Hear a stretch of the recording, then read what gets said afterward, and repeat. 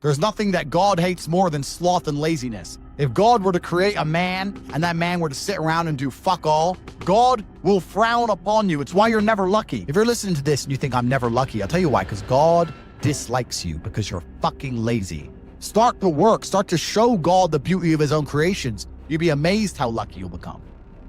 God is unhappy with these people. And inside their hearts, they're unhappy. We talk about depression, anxiety, all those things you mentioned earlier on this podcast. You'll loathe your own weakness. You'll loathe your own laziness. This is what all of these things are. I don't feel depression. How can I feel depression when I'm the most powerful version of me that I could ever fucking be? Most men are walking through life and they don't realize that it's constant competition. Every single pound they want, someone else wants. Every single girl they want, someone else wants. And they're just sitting there just fucking floundering and wandering through life, unaware of how competitive the world is. And this is my point. If the world is truly that competitive, you do not have time to be depressed because it's a non-competitive mind state. You could be depressed for X, Y, Z, whatever. I'm not depressed. And I want the money you want, and I want the girl you want, and I want the status you want, and the car you want, and the house you want. I'm gonna get it, and you're fucking not. I don't give a shit what happens to me in my life. I don't care how bad it is. I don't care if the worst, most heinous things I can possibly imagine happen to me. I know that my sadness, my depression will be temporary because I will never stay a loser. It's against my creed. It's not in my DNA. All of your minds are broken. You can't even focus on anything anymore. You're right. You are constantly distracted to the point where you can't even appreciate the good things in your life. You're distracted. Your minds are broken. You need to rewire your mind and resist the slave programming. If you cannot control your own mind, then you are just a feather in the wind of life, because your own mind is the only thing you can control. You can't control the weather. You can't control people. You can't even control whether your heart stops beating. You might have a heart attack tomorrow. You can't control anything besides what you think. If you cannot control your own mind, then you go through life with zero control, zero influence. You can't control anything. You're just a feather in the wind, waiting for life to blow you from happy place to sad place to happy place to sad place, completely hoping on the gods to be fortunate to you, because if any genuine discomfort comes your way, you're fucked. It's so easy to win if you can control your own mind.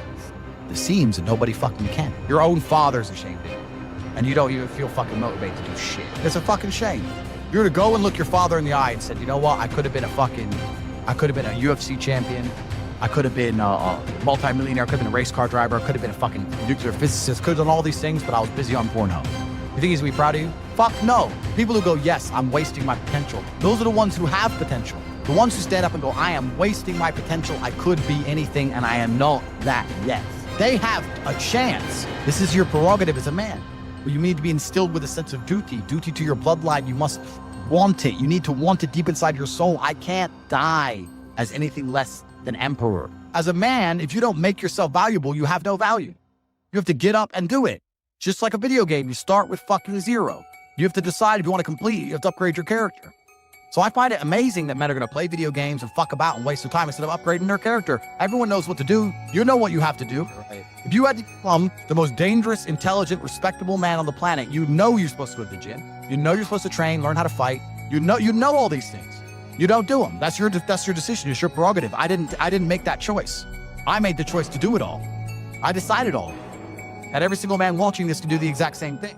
Which is why I have very little pity when I do these streams and people think I'm arrogant or I'm rude to people. But if you've made a fucking decision to be less than you should be, then I believe you should be mocked for that. And me as a man, when I put myself through hell, when I have had such exacting, such stringent standards for myself, why would I then have less exacting, stringent standards on the people I meet? Why would I put myself through hell to be me and then meet someone who didn't put themselves through hell and then treat them like my equal? No, fuck you.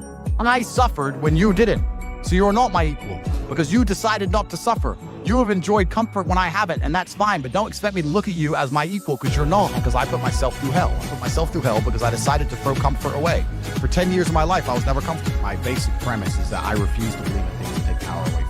The idea, I believe, that if you feel depressed, something is depressing you, and you should try your best to fix it. You should take control of your life and do your best to fix it.